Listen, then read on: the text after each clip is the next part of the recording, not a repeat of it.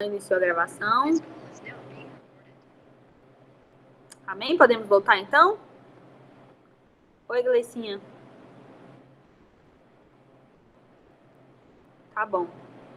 Já iniciou? Apareceu para mim aqui que iniciou. Ah, beleza, então. Então, voltemos para a nossa aulinha. Nessa segunda parte da aula, a gente vai falar sobre corandel. E depois a gente vai falar um pouquinho sobre devoção extravagante. Tá bom? Eu quero que você abra a sua Bíblia no livro de... Nossa, ficou bem pregação agora, né? Abra a sua Bíblia, mas abra mesmo. Uma coisa que eu quero comentar com vocês é que não enxerguem o Mission só como uma família, só como um lugar onde você tem bons amigos, só como um grupo de pessoas com o qual você faz algumas missões. Não enxerga o Mission só assim. Toda vez que a gente enxergar as coisas assim, com esse propósito pequeno, a gente traz pobreza para essas coisas. Às vezes não falta, não é nem a gente viver coisas grandes, é a gente enxergar o quão grandes são as coisas cotidianas e pequenas que nós estamos vivendo. Então, não enxergue o Mission Movement só com escola de missão, porque não é só uma escola de missão, sabe? Enxerga esse espaço aqui, enxerga essas relações como Deus te aperfeiçoando em maturidade. Enxerga essas relações como um Deus que se comprometeu com a sua santificação e Ele está provendo isso através de oportunidades, através de pessoas. Então, quando você vier para qualquer coisa, quando você for, seja toda oportunidade que você vê de amadurecer, abraça, sabe? Toda oportunidade que você vê de se tornar um filho maduro, abraça. Então, passa a ter mais critério com aquilo que você se alimenta. Enquanto alguém está falando, pega a Bíblia, confere se aquilo faz sentido com a palavra mesmo. Não para julgar o seu irmão, não para chamar os outros de herege, embora seja muito divertido. Mas para entender mesmo o que você está se alimentando, sabe? Tenha compromisso com a sua própria, com o seu processo de maturação. Não enxergue, como eu disse, o Mission como um lugar onde a gente resenha, eu me sinto muito em casa e às vezes a gente viaja junto. Não. Enxergue o Mission como uma oportunidade que Deus está te dando de amadurecer. Tanto nos conflitos que acontecem nas relações, quanto nas aulas, quanto nos desafios em relação ao financeiro, quanto nos desafios em relação à rotina. Imagina que Deus está usando dessa oportunidade para te tornar mais maduro, tá bom? Então, pega esse princípio para o seu coração. Quando se tratar da Santa Escritura, quando se tratar da palavra de Deus, da regra de fé e prática, seja criterioso, sabe? Seja zeloso, essa é a palavra. Não é porque eu quero apontar ou julgar quem não está fazendo de acordo, mas é porque eu preciso ter zelo. Essa é a verdade do meu amado. Quando ela é deturpada, tipo assim, não pode ser algo normal para mim. Então, tenho esse zelo aí, tá bom? Acompanhei tudo com a palavra. 1 Coríntios 10, no versículo 31. Paulo tá dando lá um monte de instrução, e aí ele para e fala assim, ó, assim, quer vocês comam, ou vocês bebam, ou façam qualquer outra coisa, façam tudo para a glória de Deus. E aí volta na perguntinha que já foi feita aqui atrás. Por que e para quem você faz o que você faz? A glória converge em quem? Para quem que essa glória faz? Beleza. O tema 3 se chama corandel. Alguém já ouviu falar sobre esse termo? Se já tiver, manda um eu aí no bate-papo rapidão. Alan já ouviu falar sobre corandel. Quem mais? Vamos lá, gente. Ninguém? Eu nunca vi um público tão não interativo. Estou muito frustrada com essa escola. Enfim. Elias, grande. Eu quero aprender, Alan. Me ensina sobre corandel na vida de Elias. Gente, vamos lá então rapidão pra gente não perder tempo. Corandel significa, é uma palavra em latim. E se vocês, tudo isso que eu disse, se vocês quiserem as referências que falam sobre isso teologicamente, aquela parte do estudo toda, eu mando. eu não trouxe para aula porque a gente não teria tempo e eu queria que fosse algo mais dinâmico, que a gente aprendesse como aplicar isso na vida, não só muitas teorias, tá bom? Mas corandel é uma palavra que vem do latim e ela foi muito usada durante a Reforma Protestante no século XVI. A tradução original para essa palavra, corandel, significa diante de Deus. Diante de Deus. Tudo está diante de Deus. O foco principal é promover a consciência de que uma vida cristã, a sua essência e as suas consequências têm que estar diante de Deus, sob a autoridade de Deus e para a glória de Deus. Ou seja, viver diante de Deus vai muito além do que o seu lugar secreto. Tem a ver com integralidade, mas não é a mesma coisa. Os assuntos estão casados, eles estão de bracinhos dados, mas não é a mesma coisa, tá bom? Viver corandel é compreender que onde quer que você esteja, seja lá o que você esteja fazendo, você está agindo sob o olhar de Deus. E aí, quando fala isso, a gente imagina aquele Deus punitivo que está olhando e está condenando todas as coisas, né? A nossa visão deturpada do nosso amado faz a gente ver como se, meu Deus, então tudo é diante de Deus, então se Deus está me assistindo, se eu estou sob os olhos dele, então ele está vendo tudo. Sim, ele está vendo tudo. Isso não tem que gerar um medo no nosso coração, mas tem que gerar um senso de amor. Meu Deus, como nós somos amados. Porque um Deus que vê tudo sobre mim e continua me amando é um Deus de amor mesmo, sabe?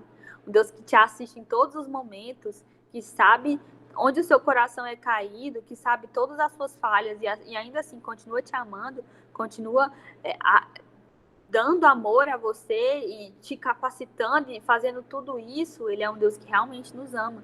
Então, estar sob o olhar de Deus não é para nos gerar medo ou para nos gerar um desconforto, é para nos gerar uma consciência de que Cristo é tudo e Ele está em todos. Amém? A consciência de quem Deus é, ela não está restrita a uma área da minha vida. Apenas. Nós somos seres integrais, vivendo integralmente para Deus, né? Que é o que a gente acabou de falar. Com toda a vida diante de Deus, com tudo que eu faço, convergindo para quem Deus é. E aí, Abraham Kuyper, ele disse assim, ó: não há um único centímetro quadrado em todos os domínios de nossa, Fernando, bem. Não há um único centímetro quadrado em todos os domínios de nossa existência sobre os quais Cristo, que é soberano sobre tudo, não clame, é meu. É tudo dele, gente. Tá tudo diante dele. A vida de Deus é ampla, a visão de Deus é ampla sobre todas as coisas. E o desejo de Deus é ser glorificado em todas as coisas. E aí, se alguém puder abrir, quiser conferir, 1 Pedro 4,11 fala assim: se alguém fala, fale de acordo com os oráculos de Deus. Se alguém serve, faça-o na força que Deus supre, para que em todas as coisas seja Deus glorificado por meio de Jesus Cristo, a quem pertence a glória e o domínio pelos séculos dos séculos. Amém. Porém, os seres humanos, né, a gente está acostumado a dicotomizar. Gente, esse tradutor, ele é tudo. A dicotomizar as coisas. O que é dicotomizar? É dividir. E aqui, na verdade, se você já ouviu falar sobre corandel, provavelmente você viu aplicado muito no contexto de sacro e secular, né? E aí, muitos estudiosos, muitos teólogos vão pegar corandel para explicar sobre, por exemplo, coisas como ouvir ou não música do mundo, ler ou não literatura secular, fazer ou não fazer, ir ou não a um psicólogo que não é cristão. A maioria das linhas de estudo de corandel vão envolver essa outra parte. E eu quero te encorajar a ler sobre isso, a procurar sobre isso, porque, de fato, é muito rico, é muito importante. Esse termo, esse estudo, essa visão nos ensina a avaliar todas as coisas através de bondade, verdade e beleza bíblica. Então, compensa muito. Se você ainda tem a sua mentalidade presa nos pode ou não pode, nos será que isso está dividido disso, eu quero te encorajar a buscar essa outra parte de corandel. Mas hoje a gente não vai focar nela. hoje a gente não vai focar nessa parte. E eu quero dizer mais uma vez que é uma parte muito rica. Então, estudem isso. Se você quer saber sobre arte, um monte de coisa, Corandel ensina sobre 1.000.000. Mas a gente aqui vai falar sobre a outra parte, que tem muito a ver com integralidade. E aí, essa mania nossa de dividir, de fragmentar, de separar, a gente fala o seguinte: eu tenho a minha fé e o resto da minha vida. Então, eu tenho uma caixinha onde eu guardo a minha vida cristã, onde eu guardo o culto de domingo, onde eu guardo o meu ministério. E aí eu tenho as outras caixinhas da minha vida, onde eu guardo a minha vida emocional, onde eu guardo a minha vida profissional. Isso é dicotomizar, isso é dividir, isso é separar. Só que Corandel nos ensina, né, que é toda a vida diante de Deus. Então não há essa divisão. Somos seres integrais vivendo integralmente para Deus. Aí, quando a gente olha dicotomizada, a gente se prende numa bolha cristã, onde tudo que está fora dessa bolha não está diante de Deus. Então, Deus se interessa pela minha vida até certa parte. Deus, ele quer saber de mim até certo ponto, né? Deus, ele não é tudo que ele vê, não é tudo que ele sabe, não é tudo que ele tem interesse de purificar. É só o que diz respeito à minha vida espiritual. Então, eu tenho a minha fé e o resto da minha vida. E aí, a gente consegue analisar isso nas pequenas coisas que nós dizemos. Tipo assim, Deus, eu queria tanto, sabe? Aquele final de missão que você está extasiado com o que você viveu. Você fala, eu queria tanto viver para Deus, mas amanhã eu já preciso voltar para o meu emprego. Peraí, gente, que a minha bateria está acabando.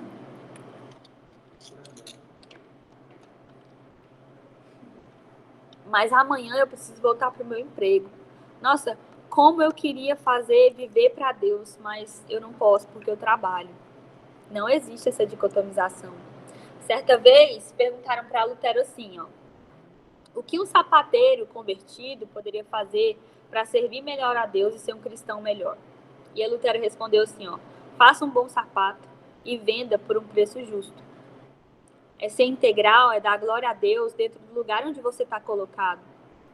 Se é a faculdade, se é a engenharia, então seja excelente naquilo, mostre o coração de Deus através da engenharia. Se é o RH, como é o caso da Gleicinha, então seja excelente, mostre Deus através da forma com que você seleciona as pessoas, até através da forma com que você demite as pessoas. Se é estudar agora, seja excelente através disso, que as suas notas falem sobre quem Deus é. Entendeu? Se é construir algo, que esse algo seja construído e quando as pessoas olharem e falam, nossa, tem um propósito naquilo que você faz.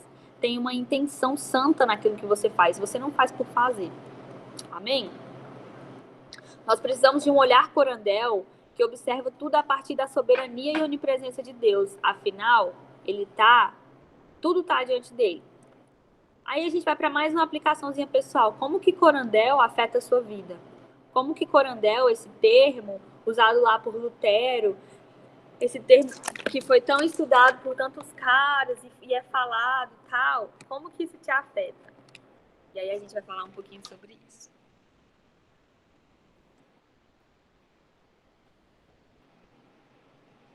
Aí eu coloquei aqui, assim, no meu script, que falar sobre corandel, sobre a ótica missionária, é tocar em um conflito bastante antigo. Que muitos de nós, a gente atribui a nossa serventia para o reino a partir do que a gente faz, né? A partir do meu ministério. Então, eu estou vivendo para Deus quando eu estou sendo missionário, quando eu estou no campo. Mas aí, se eu não estiver no campo, aí eu estou na minha vida normal. Estou vivendo para Deus quando eu estou estudando para ser pastor. Se eu estou estudando ciência, aí é outra coisa, é outra área, não abrange. E quando a gente enxerga os lugares onde nós estamos alocados assim, quando eu enxergo essa divisão, quando eu faço essa divisão, acaba gerando uma insatisfação no meu coração, porque eu penso que eu estou gastando a minha vida com coisas que não são relevantes, eu penso que eu não estou vivendo para Deus, e aí eu começo a cair em comparação de achar que a minha vida é menos espiritual do que a da Juju, que está gastando o tempo dela fazendo uma ETED, se preparando, que a minha vida é menos espiritual, que o fato de eu trabalhar me torna alguém menos espiritual que a Paulinha, que largou tudo e está no ETED. Entendeu? Corandel, ele vai trazer esse conceito de integralidade para nós, de que não precisa ter essa dicotomização, não precisa ter essa divisão. Amém? Então, toda vez que você se pegar se questionando nisso, saiba que é mentira. A sua vida não é menos espiritual porque você está numa empresa, porque você está numa faculdade. E você tem que se comportar, tem que ter uma vida íntegra, santa, que dá glória a Deus, independente disso. Essa é a sua área de atuação, esse é o seu campo missionário de agora. Amém? Eu coloquei aqui. E foi tão engraçado, porque hoje eu estava conversando com um menino lá do meu trabalho, e ele é extremamente inteligente. E a gente foi conversar, e ele é engenheiro de alimentos, e ele trabalhou para as maiores empresas de alimento do Brasil e algumas até do exterior.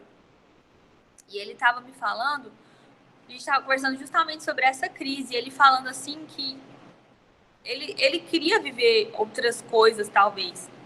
Mas através da engenharia de alimentos, ele descobriu como faz para o alimento chegar no Haiti, como faz para que o alimento ele chegue nos lugares mais obscuros da terra, como ele pode fazer para que, através da engenharia de alimento, pessoas sejam supridas no Oriente Médio. E ele foi me contando essas estratégias e eu fui vendo o corandel, sabe?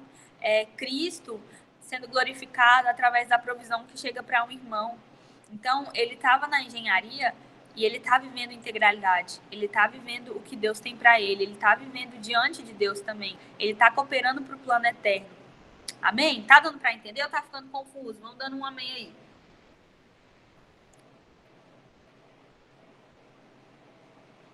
Ninguém fala amém. Ah, Alex falou amém. Obrigada, Alex. Obrigada, Fernando. O Fernando tá aqui, gente, falando amém. Beleza.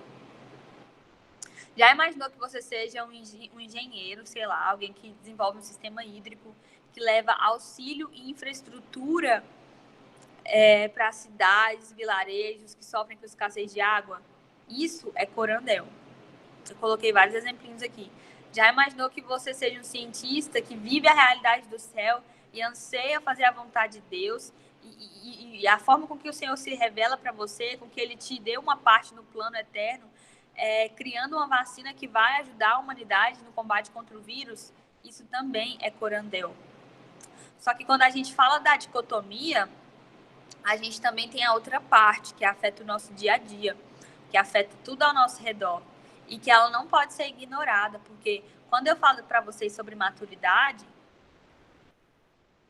quando eu falo que uma aula sobre essa é para pessoas que estão em processo de maturação, quando eu falo que o Mission não é só um lugar de resenha e de missões esporádicas todo janeiro do seu ano, eu estou falando que isso exige de você um posicionamento. E olha, os seus dons, e a gente vai falar muito sobre dons, e eu creio que vai ser um tempo muito oportuno, mas os seus dons, eles não são maiores do que o seu caráter. Os dons do Espírito, sem o fruto do Espírito, eles são só dons. Eles não impulsionam, eles não dão glória a Deus, sabe? Então, a forma com que você vive importa, isso é importante. Dentro disso, eu quero falar que já parou para pensar o quanto a gente sustenta um discurso maravilhoso a respeito da nossa fé, a respeito do que nós cremos, mas a gente consegue rapidamente destruir esse discurso pela maneira com que a gente vive? É o famoso não vive o que prega, né? É o famoso a palavra é diferente da prática. Então, quando eu falo sobre a maturidade que propõe essa mudança de posicionamento, eu estou falando que o nosso caráter precisa ser tocado, que o nosso caráter precisa ser transformado, que ter o encargo de ser alguém que coopera para que Cristo seja glorificado e morrer diante disso é falar que o meu caráter ele precisa ser tocado por quem Deus é, ele precisa ser transformado. Então, se você é uma bênção na sua igreja, serve em todos os ministérios, mas você age erradamente no seu trabalho, você age coisas que você sabe que estão erradas, que são condutas erradas, isso não é corandel. Isso não é viver com toda a vida para que Cristo seja glorificado. Se você quer pregar o evangelho na sua escola, se você deseja abrir uma célula e falar de Jesus, o seu anseio é válido. Mas se você é o mesmo aluno que vive colando, que vive dando mau testemunho, que vive comprando trabalho, isso não é corandel. Você não está dando glória a Deus com a sua vida. Se você trabalha com negócios ou com o que quer que seja que você trabalhe, e aí você usa de maneiras ilegais, de formas corruptíveis para conseguir lucro, para atrair o que você quer, para ganhar mais dinheiro, isso também não é corandel. Corandel é glorificar a Deus com tudo, com toda a sua vida, em tudo que você faz. Quando a gente fala sobre integralidade e sobre corandel, a maneira que você vive importa. E talvez a gente vá falar um pouquinho mais sobre isso quando a gente for ver Sermão do Monte. Mas eu te encorajo também a ler Mateus 5, 6 e 7 e pensar que a maneira com que você vive importa, o testemunho que você está deixando importa. Isso tem relevância, isso tem um peso. Então, falando dessa maneira, toda a sua conversa, todo o seu trabalho, toda a sua diversão, todos os seus sonhos, eles devem ser ajustados. Como que o mundo vive e como que você deve viver? A sua vida precisa apontar para uma cultura que não é terrena. O seu estilo de vida precisa apontar para as coisas que não são passageiras. Então, é aquele negócio de dentro da sala de aula, as pessoas olharem para você e falar por que ele não faz o que todo mundo faz. É no seu trabalho, você viver uma situação difícil e escolher dar outra face para que Cristo seja conhecido através da sua vida. É escolher, como nós temos dito desde o início dessa aula, morrer e se entregar para que Cristo seja glorificado na totalidade dos seus dias. É pegar a pessoa mais insuportável do seu trabalho e se desafiar a servir ela durante uma semana sem ganhar nada em troca. É sobre isso, é sobre se entregar de fato. É sobre querer ter um caráter que fala sobre quem Deus é. Já viu aquelas pessoas assim que às vezes elas nem falam, velho. Tipo assim, elas nem são pessoas que falam muito sobre a fé delas, mas só de você ver a conduta da pessoa, você fala, eu acho que é crente. É crente, é cristão, porque não tem base. É sobre isso, é sobre uma vida que comprova o que você fala. Um caráter que respalda a assunção, porque se o seu caráter não respalda a assunção, então a assunção é tipo aquilo que o Marcos Almeida sempre fala, né? Acende em abril, se espatifa em maio. É rápida, é flácida, é pequena, é pouca. Amém? Nós somos pessoas comuns que escolheram viver uma vida incomum. Tudo se torna perda mediante a viver da maneira que Deus deseja, diante dele. Então, viver uma vida dessa maneira que a gente está falando é muito desafiador. Não é da noite para o dia e é muito mais fácil falar do que colocar em prática. Mas uma frase que eu carrego comigo, todas as vezes que eu penso que eu estou dando muito a Deus, que eu penso que tá me custando muito, eu repito para mim mesma que o privilégio é muito maior do que o preço. O privilégio é muito maior do que o custo. Um Deus perfeito que não tem necessidade olhou para mim, está me capacitando para que eu participe da comissão dele. Enquanto isso eu sou amada, enquanto isso eu sou refeita, enquanto isso eu descubro quem ele é. Nada pode me custar tão caro, sabe? O preço não tem como o preço ser tão alto assim. Amém? Aí a gente vai citar Filipenses 3, 7 e 8, que fala assim: mas o que para mim era lucro, passei a considerar perda por causa de Cristo. Mais do que isso, considero tudo como perda, comparado com a suprema grandeza do conhecimento de Cristo Jesus, meu Senhor, por cujas suas causas perdi todas as coisas.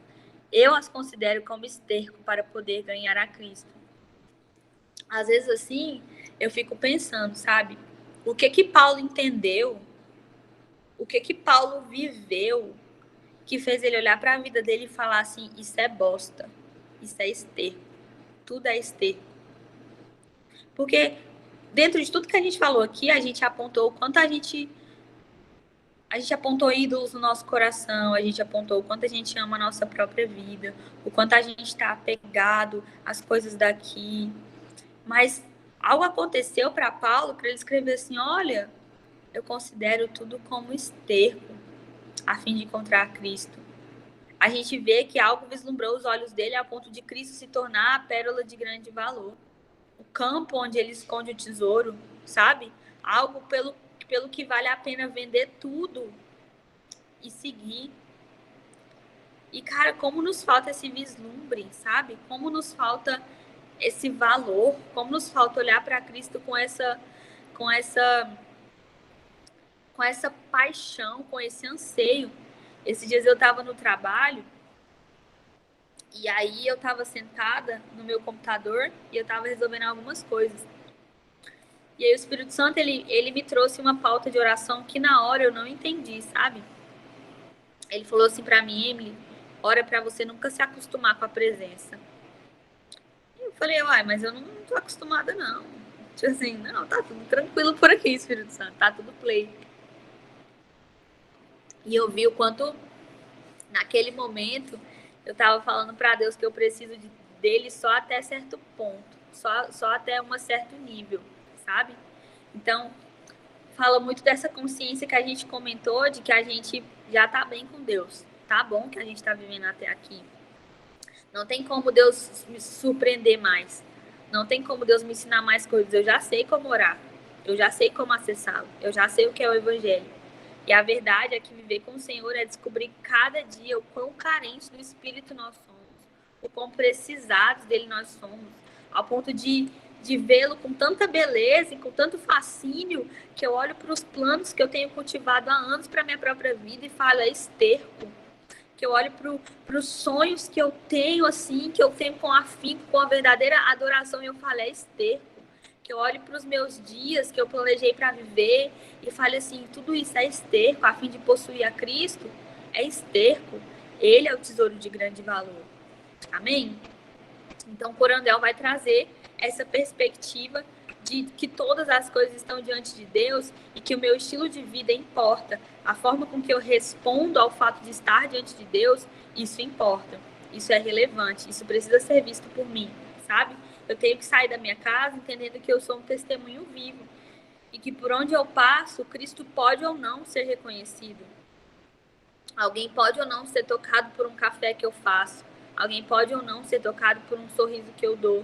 Alguém pode ou não ser tocado por uma limpeza que eu faço em um lugar que não era minha obrigação limpar. E dentro disso, eu queria comentar uma coisa que eu aprendi com os meus pais, que eu aprendi vendo os meus pais, né? Que o amor, ele sempre faz coisas que a obrigação não faz. E eu aprendi isso com os meus pais porque várias vezes eles fizeram coisas que eles não eram obrigados pelo simples fato de me amar e amar os meus irmãos. Então eu vi o amor fazendo coisas que a obrigação não faz. Amar o Senhor, ter essa visão restaurada de quem Deus é e do plano eterno dele, fala sobre eu chegar a um ambiente e fazer coisas por amor e não apenas por obrigação.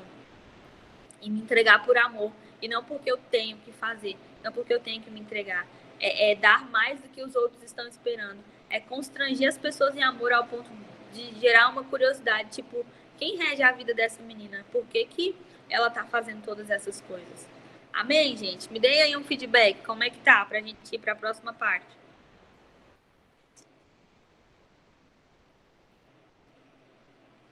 Amém. Amém. Glória a Deus. Ai, ai.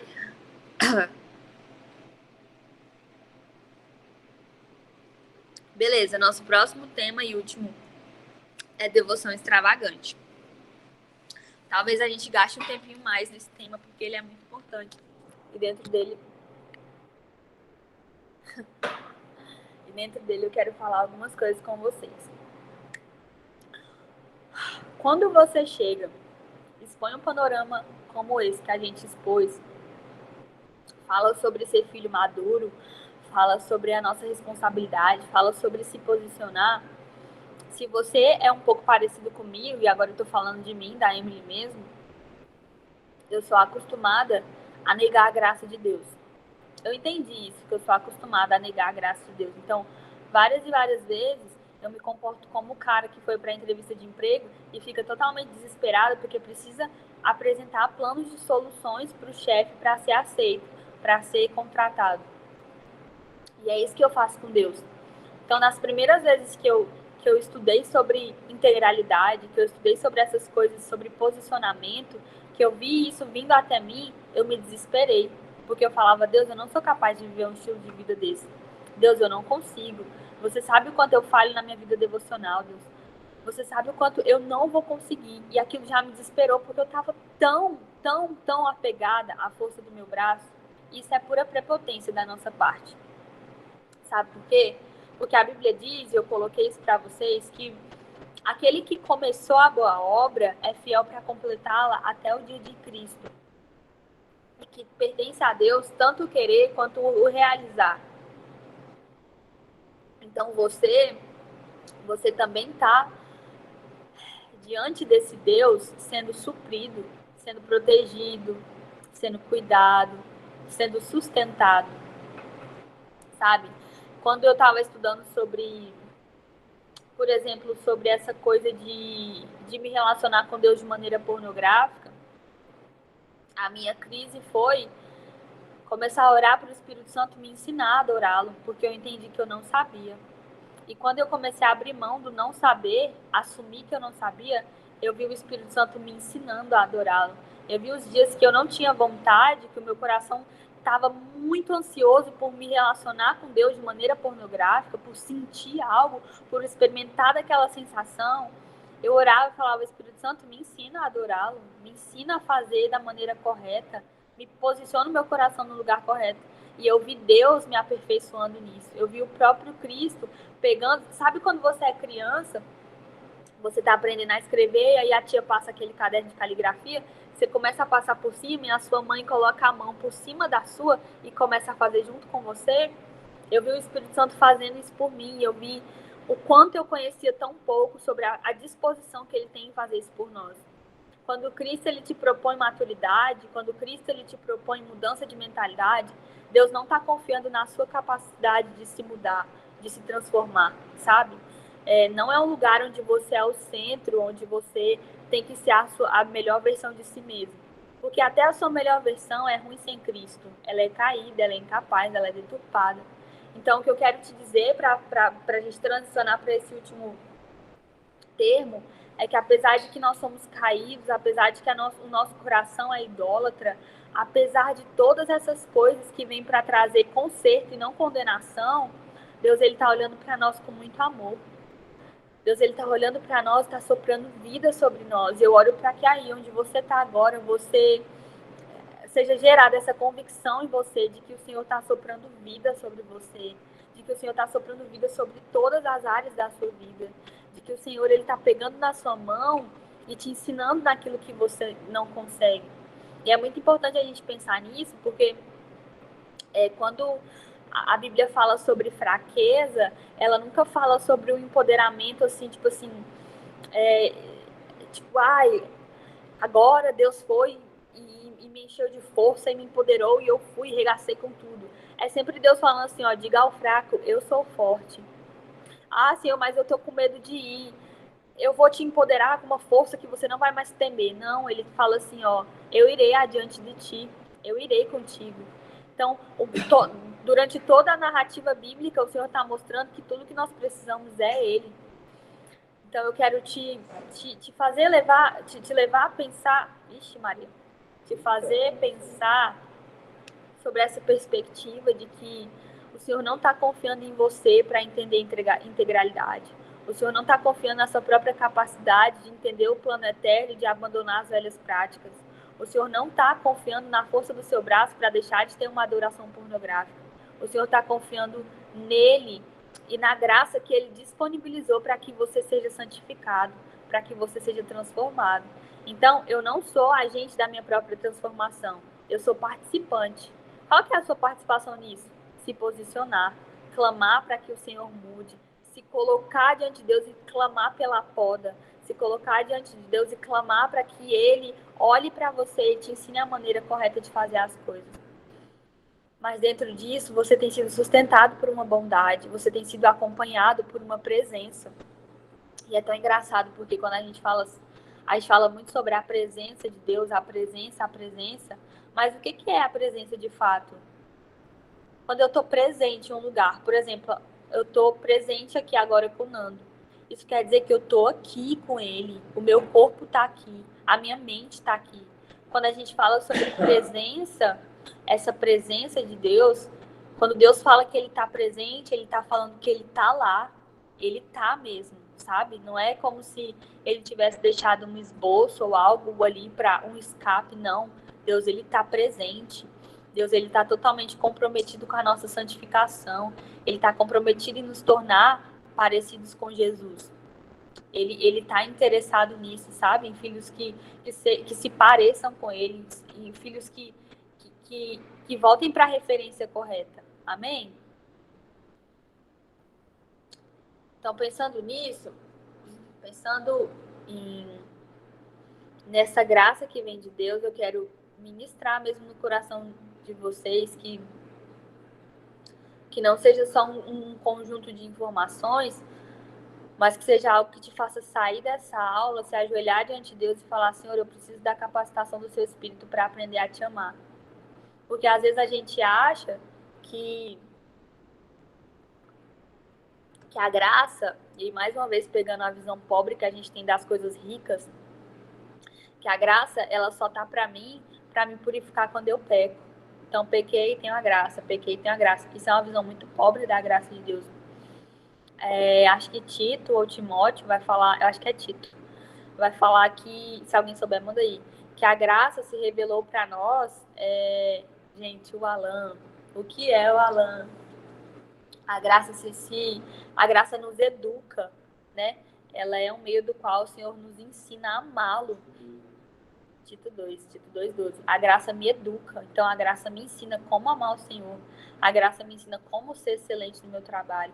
A graça me ensina como viver corandel. A graça me ensina como não adorar de maneira pornográfica. A graça de Deus não é só para te limpar dos pecados, mas é para te ensinar a amar o Senhor de forma digna, pura e verdadeira. Amém? Para entrar em devoção extravagante, primeiro eu quero falar sobre a diferença da paixão adolescente e do amor maduro. E por que eu quero trazer esse tema? Porque quando eu estava orando, eu senti uma direção do Espírito, eu entendi uma direção do Espírito para falar sobre isso. Talvez você esteja passando por uma fase da sua caminhada com o Senhor que você não está entendendo nada que está acontecendo. Não, sem dúvidas. Talvez você está passando por uma fase que não é mais como aquele início. Qual início, Mimi? Aquele início de quando você começa a caminhar com o Senhor, que parece que Deus está pintando que te ama em todas as áreas por onde você passa. Parece que você lê uma placa na rua e aquilo foi escrito para você. E Deus fala com você o tempo inteiro. E você chora. E você morre. E você, ai meu Deus do céu, eu quero amar o Senhor para sempre. Eu quero gastar a minha vida. E se assemelha muito com a paixão que a gente sente, né? A gente dá esse nome de paixão adolescente, mas pode ser também a paixão em si. Quando você fica apaixonado, você fica, meu Deus, o que é isso? O que rolou? Senhor, meu Deus, quero viver o resto da minha vida com essa pessoa. Vou me entregar, enfim. Então, a paixão adolescente, ela fala sobre isso, sobre os primeiros dias, Deus sendo revelado dessa forma intensa. E meu Deus, e tudo é maravilhoso. Só que a gente começa a passar por alguns processos que entregam que a nossa paixão ela é adolescente. Que é aquele processo da birra, sabe? Que quando não faz o que você quer, você vira a cara. Quando não é da forma que você queria, então não tá bom para você. Tudo é motivo para birra, tudo é motivo para se calar e não resolver as coisas. E a gente começa a agir assim com Deus. Quando ele para... Quando para nós, na nossa interpretação, Deus não está fazendo da forma que a gente queria. Então, aí a gente começa a falar que Deus não está. Aí a gente começa a ter crises. A gente começa a não ver Deus mais na relação, né? A gente dá birra, a gente quer desviar, a gente quer meter o pau, a gente quer largar tudo para cima. Porque aquele contato que estava tendo de primeiro momento, ele foi cessado. Então, algo aconteceu. E enquanto eu estava orando, o Senhor me mostrava muito a respeito de que muitos de nós estamos nesse processo de transição entre a paixão adolescente e o amor maduro. E se você quer saber, essa transição pode ser a mais dolorida da sua vida. E é por isso que eu quero falar com vocês sobre isso. Vamos lá para Oséias 2.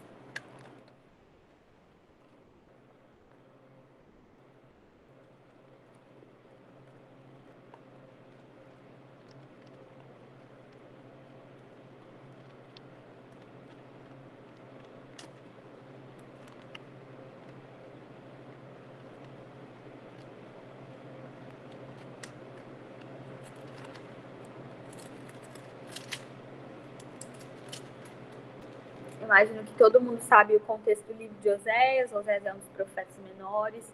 E esse livro vai fazer uma relação entre Deus e a igreja, e entre Deus e Israel, o povo de Deus, a traição, o fato de nós estarmos sempre traindo a Deus, e Ele está sempre nos atraindo para um lugar de amor, sempre nos atraindo para um lugar de arrependimento, sempre nos atraindo para um lugar de redenção.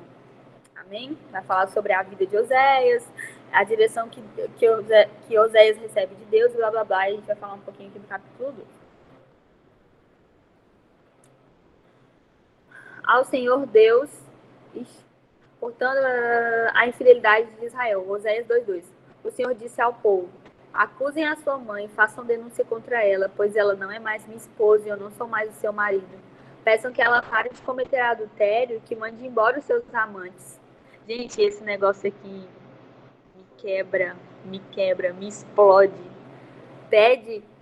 Peçam que ela pare de cometer adultério e mande embora os seus amantes.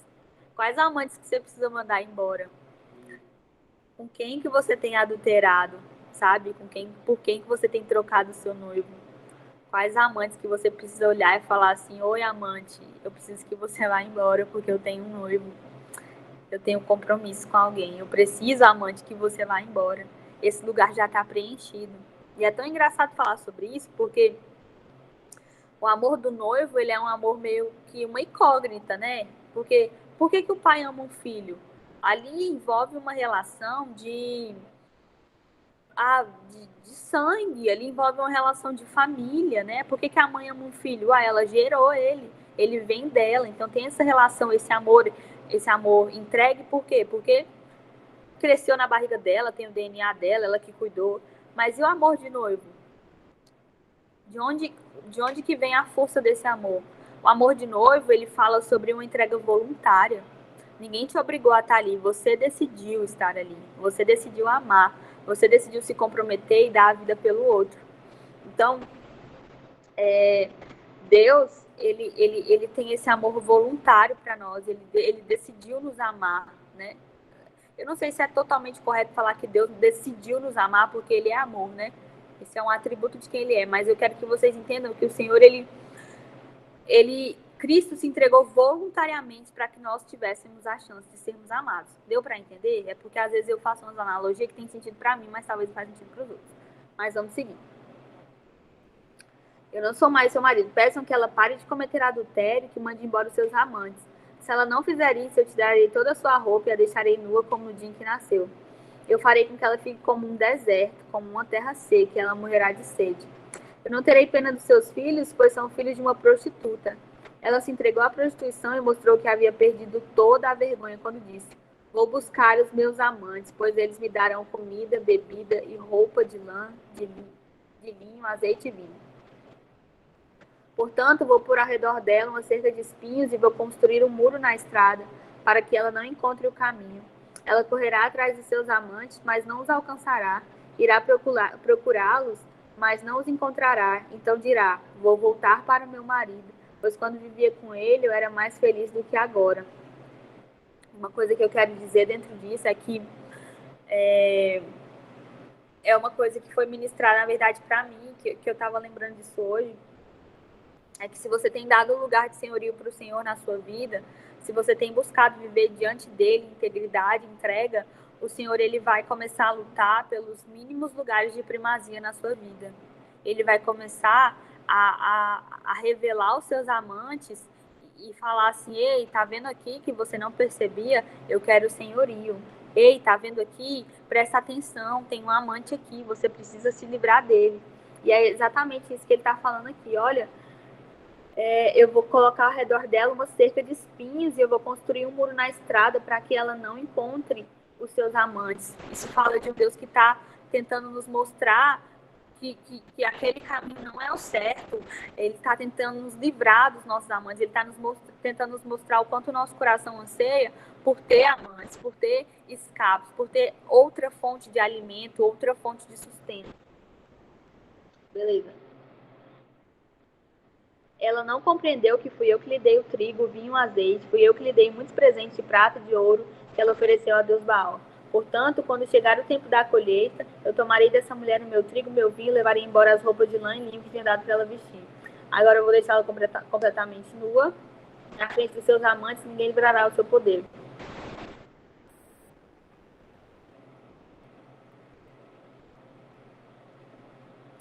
Aí, o foco da nossa aula, o foco da nossa fala, está em Oséias 2, no versículo 14. Ele fala assim, ó: eu vou seduzir a minha amada e levá-la de novo para o deserto, onde lhe falarei do meu amor. Devolverei a ela as suas plantações de uvas e transformarei o vale da desgraça em uma porta de esperança. Então ela falará comigo como fazia no tempo em que era moça, quando saiu do Egito.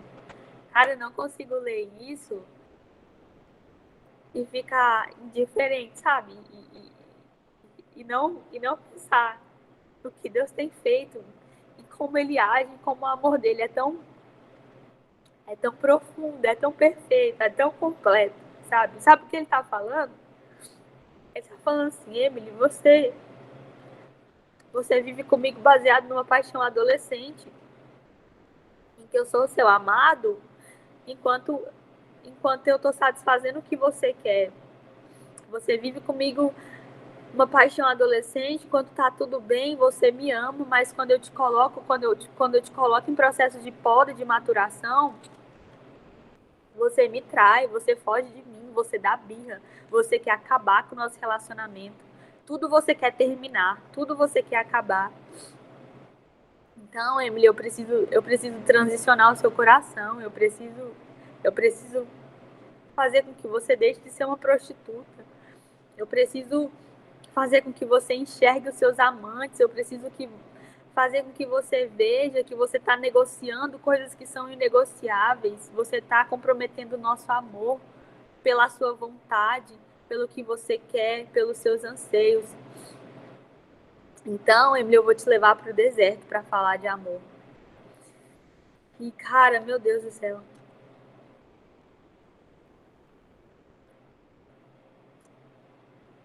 A transição entre a paixão adolescente e o amor maduro, ela inclui o deserto. Ela inclui um deserto que talvez você esteja passando agora.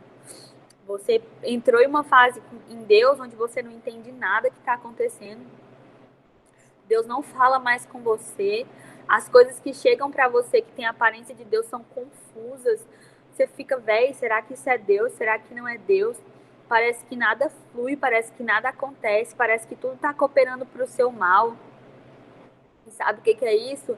É o adolescente chegando ao nível de maturidade. É Deus destruindo os nossos castelinhos de areia. Então parece que o Senhor ele sumiu, ele se escondeu. Parece que Deus arrumou coisas mais importantes para fazer. Ou se não, e esse caso ele é muito mais profundo, mas eu vou comentar ele porque ele é real. Você sente às vezes que Deus ele está te ferindo de maneira intencional, que Deus está fazendo ou permitindo coisas para você se machucar só porque ele é um Deus mau, só porque ele é um Deus que quer te ver passar por situações ruins. O seu coração quer te convencer disso, mas é mentira. Sabe por que o Senhor ele te leva para o deserto?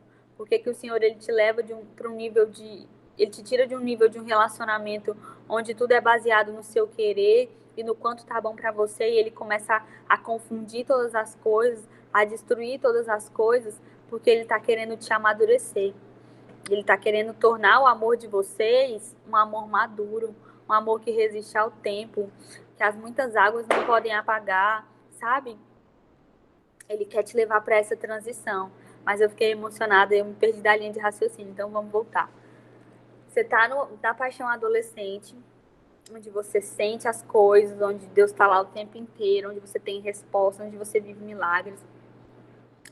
E aí, quando Deus começa a exigir um pouquinho mais de você, você quer largar de mão tudo, já não vale a pena mais participar de nenhuma igreja, porque ninguém me entende, bem adolescente mesmo. Eu quero terminar porque você não me entende, porque blá blá blá, eu quero dar birra.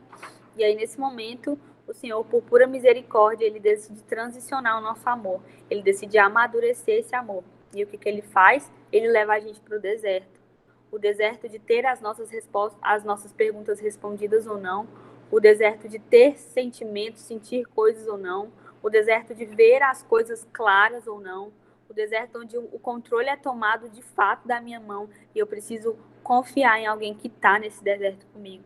Eu preciso confiar em alguém que está nesse deserto comigo, mesmo não ouvindo ele falar, mas sabendo que ele está lá porque ele disse que ele estaria. Eu preciso confiar em alguém, na bondade de alguém que parece que não está fazendo questão de ser bom comigo, mas ele é bom porque isso é quem ele é. Então, nesse deserto, é um momento onde há uma troca. Há uma troca da minha noção de bondade para a noção de bondade de Deus. Há uma troca da minha noção de presença e de amor protetor para a noção verdadeira e real de amor protetor e de presença de Deus. E essa transição, ela dói demais, ela te mata, pelo simples fato dela confrontar o seu ego, dela confrontar os seus amantes, dela confrontar e te mostrar que, na verdade, Deus não tinha primazia coisa nenhuma, só tinha aparência de primazia, que a casa não estava sobre a rocha coisa nenhuma, a casa sempre esteve sobre a areia e qualquer vento que viesse ia derrubar. Então, por que Deus ele leva a gente para o deserto para falar de amor? Porque quando ele vai descortinando isso no nosso coração, ele vai mostrando esses ídolos, ele vai mostrando onde a nossa devoção tá e não é nele, você vai falando assim, caraca, que bom que Deus me livrou de mim. Que bom que Deus não deu ouvido às minhas crises. Que bom que Deus não veio para mim naquele dia que eu estava no meu quarto sentada e falei, Deus, se o Senhor não vier aqui agora, se eu não te sentir, eu vou parar de crer. Que bom que ele não veio.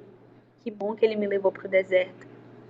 Que bom que ele criou caminhos espinhosos para que eu não conseguisse voltar para os meus ídolos. E aí você começa a ver o deserto como um lugar de amor. Você começa a ver o deserto como um lugar de treinamento de um coração caído para um coração que confia mais no Senhor, para um coração que sabe e confia na vontade dele. Foi isso que Pedro passou, sabe? Naquela transição onde ele achava que ele estava arrasando o amor dele com o Senhor. Ele achava que se tinha um discípulo que era top, então esse discípulo era ele. Ele achava que, putz, eu tô muito pronto para morrer por Cristo. Sabe o que acontece comigo e com você? Muitas vezes a gente tem uma noção equivocada de como a nossa vida com Deus está. A gente acha que tá tudo bem e não tá. E é por isso que o Senhor precisa te levar para o deserto. Então hoje eu quero falar com você que está passando por essa situação assim, de que o Senhor ele te levou para esse deserto porque ele te ama. Não é como se ele tivesse indiferente à sua dor. Não é como se ele não se importasse, muito pelo contrário. É porque ele se importa e porque ele é um bom pai que ele está te permitindo doer, que ele está te permitindo experimentar a poda, que ele está te permitindo experimentar um silêncio ensurdecedor da parte dele. Que ele está te permitindo passar por situações que você pensa que a mão dele não tá, mas ela tá. Ele te leva ao deserto, no fim das contas, para falar de amor. Por isso que quando Pedro percebe que aquele amor que ele achava ser tão maduro, ser tão seguro, ser tão eterno, quando ele vê ele negando esse Cristo, ele negando esse amor, aquilo gera um amargar na alma dele, aquilo confunde a cabeça dele de uma maneira que ele fica, caraca, eu precisava dessa experiência, eu precisava saber que eu estava a ponto de negá-lo e achava que eu amava ele muito. Então, se você está passando por uma situação assim, pode ser que o Senhor ele esteja te levando ao deserto para falar de amor. E que esse amor envolve fazer com que você passe para outra fase, para o amor maduro, reconhecendo que Deus esteve em toda parte. Quando você viu, quando você não viu, quando você sentiu, quando você não sentiu. E que por mais que a sua vontade pareça muito incrível, a dele é totalmente absoluta e perfeita. Amém? E aí, estamos paixão adolescente, temos o deserto, que é a ponte, onde ele nos leva para falar de amor. E aí ele transiciona para o amor maduro. Essa matéria, eu gosto muito de estudar ela em Cantares. Só que hoje não vai dar para a gente entrar em Cantares, porque já são 00:40, a gente tem que acabar.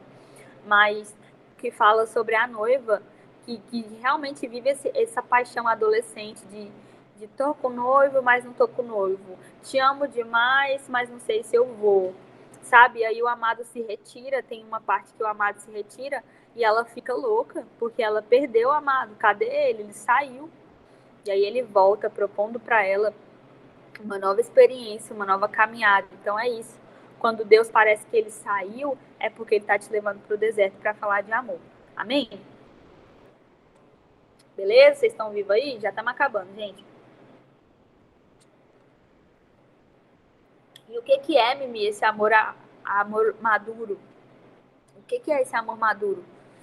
Como que eu sei que meu amor pelo Senhor está maduro? O amor maduro pelo Senhor não é tipo assim, agora eu cheguei do outro lado e agora eu sou um semideus. Então agora meu amor pelo Senhor é maduro. Eu já não dou mais aquelas birras. Então eu sou uma pessoa que entendeu Deus e que estou vivendo o amor na plenitude. Não é sobre isso.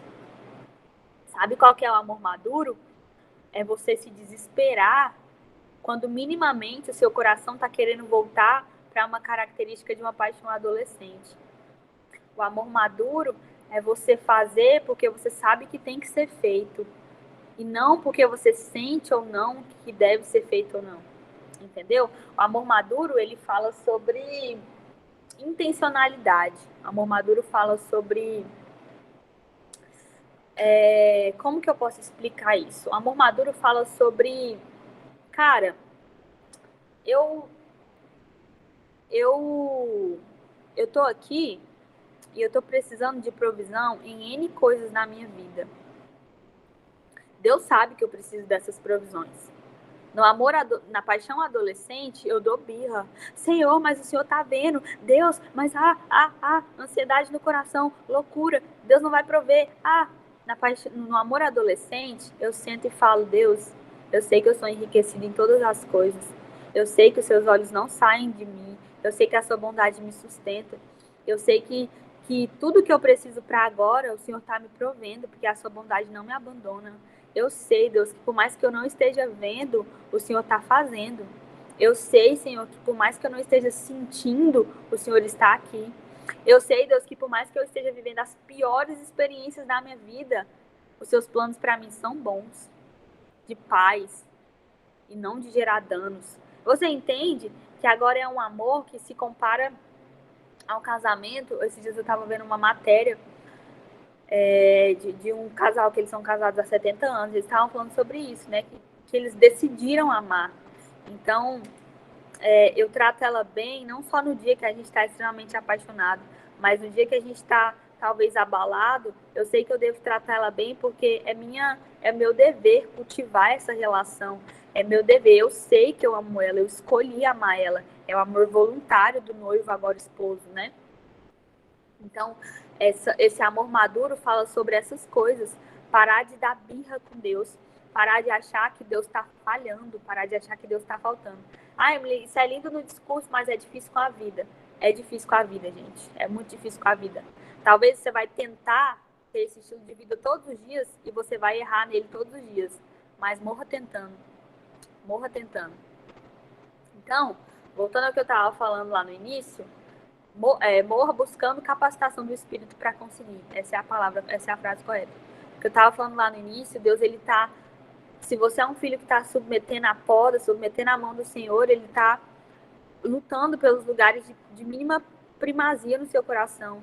Isso vai fazer com que você encerre ciclos, isso vai fazer com que você abra mão de coisas, isso vai fazer com que as suas verdades absolutas sejam questionadas. E ele vai abalar o que pode ser abalado. E por mais que essa oração pareça muito espiritual de ser feita, ela vai rebentar com tudo na sua vida. Se você orar para o Senhor abalar o que pode ser abalado, tenha certeza de que Ele vai fazer isso. E vai regaçar com tudo, vai quebrar o pau. Mas é melhor Ele abalar agora, que Ele está abalando para a redenção, do que você ficar à mercê da sua própria sorte. E aí, meu filho, vai dar ruim demais. Peraí. Beleza, a gente viu então, né, essa transição, deu a diferença da paixão adolescente para o amor maduro e da serventia que o deserto tem nisso. Gente, esse versículo não tem uma vez que eu leia Oséias 2,14 que eu fique assim, velho, quem é esse Deus, cara? que eu traio, que eu me prostituo, que eu arrumo amantes, e ele fala que vai me seduzir para o deserto, ele fala que vai fechar o meu caminho para ir de encontro com os meus amantes. Você entende um ciúme, e não o ciúme horrível que a gente conhece, mas você entende um ciúme, um zelo de Deus em te ter para ele. Você entende por que Deus está lutando por esses lugares de primazia no seu coração? É porque Ele quer te ter perto. É porque Ele não quer te perder para os seus amantes. Isso é muito lindo, gente. Agora a gente vai pular para João 12. E aí a gente está caminhando bem para o finalzinho, tá?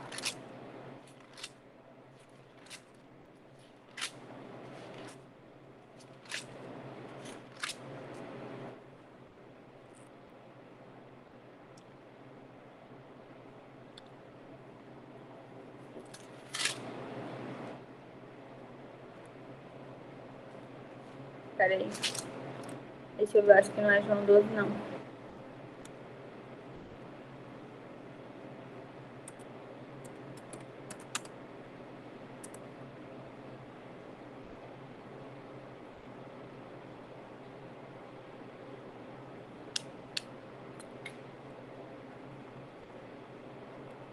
É João 12, sim.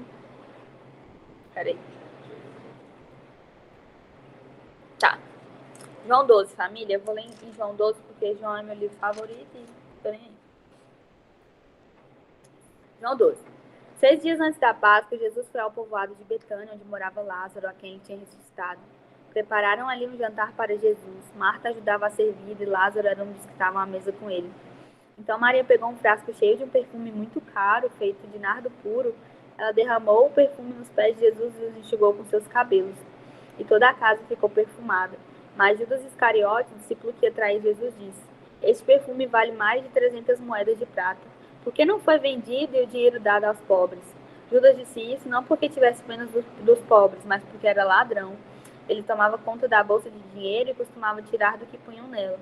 Então Jesus respondeu: Deixe Maria em paz, que ela guarde isso para o dia do meu sepultamento. Os pobres estarão sempre com vocês, mas eu não estarei sempre com vocês. Esse texto bíblico, ele é um dos mais usados para falar a respeito de devoção extravagante. Ele é um dos onde a gente pode extrair assim mais tesouros, né? Porque a gente está falando de Maria, a gente está falando de uma mulher que entendeu quem Jesus era. Sabe qual é o grande risco que eu e você corremos de viver uma vida inteira com o Senhor sem entender quem Ele é? Isso é muito sério. Isso é muito sério. Servir uma vida inteira sem entender a quem nós estamos servindo. Quando Jesus ele chega no ambiente, não tem como as coisas ficarem iguais, sabe? Não tem como eu não me fascinar com essa beleza, eu não ficar vislumbrada com quem ele é, não tem como eu olhar para ele e não enxergar que ele é digno do perfume mais caro. E então nesse momento Jesus está lá, é um jantar. E Maria chega e ela derrama o perfume mais caro, que equivalia a não sei quantos meses do salário dela. Ela quebra isso diante dele, ela inaugura algo naquela casa, ela faz algo que as pessoas não estavam esperando que ela fizesse. E várias vezes, quando eu leio esse texto, eu pergunto por que Deus achou que ele deveria estar na palavra. Por que o que essa mulher fez deveria ser lido por toda a humanidade? E a resposta é simples. É porque ela entendeu quem Jesus era e ela entendeu que valia a pena derramar aquilo que ela tinha de mais importante diante dele. E quando a gente fala sobre devoção extravagante, a gente não está falando sobre ser o mais espiritual possível. Eu não estou falando sobre o quanto as pessoas vão me olhar e o que as pessoas vão achar de mim, o quanto as pessoas pensam que eu sou crente, que eu sou isso, que eu sou aquilo. Eu estou falando que eu encontrei a pérola de grande valor. Eu estou falando que eu sei quem meu coração deseja. Eu estou falando com o coração de Davi, sabe? Quando ele cai, ele fala: Senhor, eu estou perdido, mas você pode me tirar daqui, você pode me salvar. Eu sei que eu sou sujo, eu sei que eu sou podre, mas não há existência para mim longe do Senhor. Então, a devoção extravagante não é você ser um ser espiritual que ora 24 horas por dia. A devoção extravagante é você saber quem Jesus é e o valor que ele tem que ter para você. O valor que ele tem que ter na sua vida, sabe? É você se vislumbrar com o Senhor e sair desse marasmo raso que a gente se acostuma na nossa vida com ele. Uma devoção extravagante é você acordar todos os dias, pensar no sacrifício de Jesus e aquilo gerar algo no seu coração. Putz, o meu amado, um Deus sem defeito, um Deus perfeito, ele me ama, eu pertenço a ele. E ele criou um meio de que nada possa me separar desse amor. E essa bondade está sustentando o meu coração. E essa bondade está planejando os meus dias, sabe? Devoção extravagante é pegar tudo que eu tenho e colocar no pé dele e falar assim: ei, você é digno disso, de tudo que eu tenho de mais valioso. O que é que eu tenho de mais valioso? Quando eu penso na minha vida, no que eu tenho de mais valioso hoje, é a minha família e os meus amigos. E devoção extravagante fala sobre eu pegar isso tudo, colocar no pé dele e falar: ei, você é digno, você merece, sabe? Você merece que eu te dê de tudo que eu tenho. Você merece que eu te dê do mais caro. Você merece que eu te entregue tudo. Você merece que eu abra mão dos meus planos. Você merece ter a minha vida para você, Senhor. Você merece porque você é santo, porque você é lindo, porque você é puro. E eu estava conversando com o Gabriel sobre isso mais cedo, sobre devoção extravagante. E a gente tava, o Gabriel me deu um insight assim que eu nunca tinha pensado dessa passagem. Ele falou assim que existem duas coisas acontecendo simultaneamente.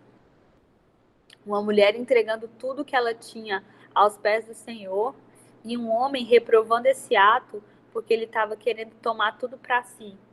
Porque no momento que Maria entrega tudo, Judas ele estranha aquele ato. Ele fala: "Nossa, por que você não dá isso aos pobres? Por que você, tipo, véi, por quê?" Ele não reconhece quem Deus é, ele tá vivendo para si, ele tá vivendo para o seu ganho próprio. Ele ainda não entendeu que ele é digno de que tudo seja entregue para ele. E quantas vezes na nossa vida a gente vai ser questionado sobre isso, sabe? Nossa, você podia estar fazendo tanta outra coisa, você podia estar gastando seus dias de uma maneira tão diferente, você podia estar gastando a sua juventude, esses talentos, esses dons de forma tão diferente. E essas pessoas que às vezes falam isso para nós, ou essas situações que às vezes nos fazem pensar isso, elas vêm como Judas, que não entendeu quem ele é. Quando eu entendo quem ele é, eu entendo que vale a pena viver integralidade, vale a pena viver corandel, vale a pena viver o plano eterno, porque ele é digno. O Cordeiro Imaculado foi morto por mim e por você.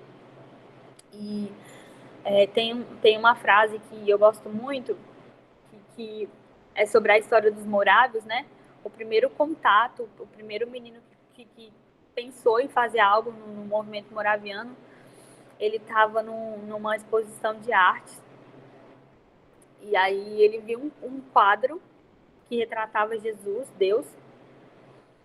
E aí ele viu uma frase escrita assim, era tipo uma imagem da crucificação, se eu não me engano, e ele viu uma frase que estava escrita nesse quadro e dizia assim: ele deu a vida para que você tivesse vida. E você, o que fez por ele? O que faz por ele? Uma coisa nesse sentido.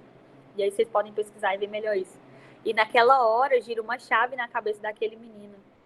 E ele fala que ele vai viver a vida dele para que o cordeiro receba a recompensa de seu sacrifício. E é assim que ele vai sair de lá e que o peteco vai acontecer. Então, à medida que eu reconheço quem Deus é, eu entendo que vale a pena que ele tenha tudo que eu sou. Vale a pena que ele tenha tudo de mim, sabe? Você está num lugar de confiança, você está num lugar de bondade, você está num lugar de amor. Ninguém nunca vai te amar mais do que o Senhor. Por mais que a sua família te ame, queira cuidar de você, ninguém vai te cuidar mais que o Senhor. Ninguém vai te suprir mais do que o Senhor. Ninguém vai te livrar mais que o Senhor. E o olhar dele para nós é bondade. O olhar dele para nós é amor. O olhar dele para nós é sustentar o nosso coração com a verdade de quem ele é. Por isso que é tão importante mergulhar na palavra nesses dias e crer no que está escrito. Por isso é tão importante ir para diante de Deus buscando viver em integralidade. Porque ele quer encher o nosso coração, a nossa mente, o nosso entendimento com a verdade de quem ele é. Viver uma devoção extravagante é reconhecer Deus em todo lugar e querer que ele seja tudo. É não se acostumar com a presença, é ler sobre a crucificação e ter algo mexendo dentro de você, e ter algo te transformando, porque não é possível que um cara que não precisa de mim me queira tanto. Não é possível que um ser tão puro olhe para mim tão caída e queira me chamar de filha, sabe? Que isso mude a nossa vida, que isso afete a nossa visão e a nossa noção. Amém? E aí, por fim, eu coloquei esse versículozinho aí que estava no slide anterior, Cântico 6, que fala: eu sou do meu amado e o meu amado é meu. Você é do seu amado e o seu amado é seu. O Senhor não perdeu o controle. Ele está só te transicionando de uma paixão adolescente para um amor maduro que vai gerar uma devoção extravagante.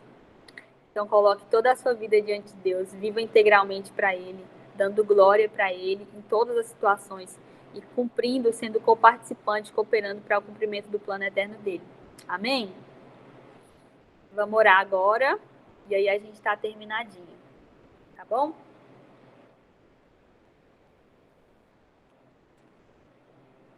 Amém. Pai, em nome de Jesus, faça algo no nosso coração, Senhor. Deus, em nome de Jesus, nos encontra onde nós estamos agora, Senhor. Talvez cansados, talvez sobrecarregados, talvez sem entender muita coisa, Deus. Senhor, nos leva para o deserto para falar sobre o seu amor, Deus. Derruba as nossas defesas com a força do seu amor, Deus. Derruba as nossas defesas, Senhor, com a força do seu amor. Pai, derruba os muros que nós construímos, Senhor, que nos impedem de chegar até o Senhor, Pai. Derruba, Senhor, as estacas de independência que nós criamos e falamos que nós precisamos do Senhor só até certo tempo, só até certa parte. Senhor, nós somos pobres, cegos e nus, carentes de um pai, carentes de um noivo, carentes, Pai, do Senhor, Pai. É como a costa suspira por águas, assim nós ansiamos o Senhor, Pai. Senhor, nós queremos cantar da sua bondade, conhecendo ela. Nós queremos falar sobre quem o Senhor é, Pai. Nós queremos, Deus, estabelecer uma aliança que é cíclica, que é inquebrável, Senhor. Que não se esvai com o tempo, Senhor. Que não está sujeita às circunstâncias, Pai. Senhor, atrai o nosso coração para te amar mais hoje, Pai. Atrai o nosso coração, gera em nós, Deus, uma angústia santa, um desespero santo por saber quem o Senhor é, por dar ao Senhor, Pai, tudo que nós temos, por te entregar mais do que as pessoas acham que nós deveríamos, Pai. Por te entregar, Deus, mais do que até nós mesmos achamos que seria capaz de entregar, Senhor. Pai, restaura a nossa mentalidade que é dicotomizada, Senhor. Restaura o nosso coração caído, que fabrica ídolos o tempo inteiro, Senhor. Restaura, Pai, a nossa comunhão com o Senhor, Pai. Que o Senhor seja glorificado, que o Senhor venha tabernacular entre nós, Pai. É urgente, Senhor, é urgente. Nós precisamos do Senhor, Pai. Nós precisamos do Senhor, Pai. Nós precisamos do Senhor fora da nossa vida religiosa. Nós precisamos do Senhor, Pai, fora daquilo que nós achamos que está tudo certo e o Senhor sabe que não, Pai. Então vem sobre esses corações caídos, Pai. Vem sobre essa pobreza, essa cegueira, Pai, e essa nudez, Senhor, e nos salva, nos resgata, Pai. Nos leva para o deserto, Senhor. Não nos poupe das podas, Senhor. Não nos poupe, Senhor, das correções, Pai. Nos faça, Senhor, a todo custo parecidos com o Senhor, Pai. Pai, vence o nosso coração nos lugares onde nós temos amantes, Senhor. Senhor, nos liberta, Senhor, de nós mesmos, Pai. Nos liberta, Senhor. Gere em nós mais anseio, gere em nós mais saudade no noivo, Pai. Que a gente jejue agora por saudade